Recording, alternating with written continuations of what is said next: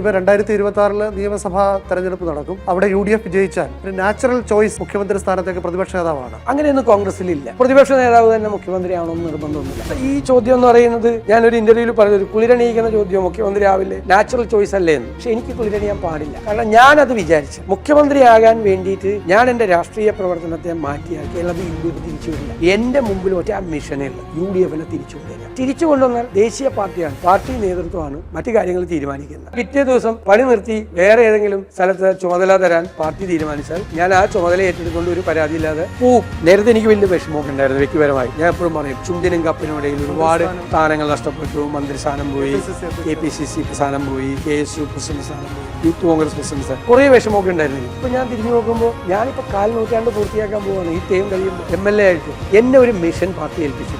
അതിനോട് 100% സത്യസന്ധത പുലർത്തി അതിനെ തിരിച്ചു കൊണ്ടിരിക്കുക. അതല്ലാതെ വേറൊന്നുമില്ല. മനസ്സിൽ വേറൊന്നും ഉണ്ടാകാൻ പാടില്ല.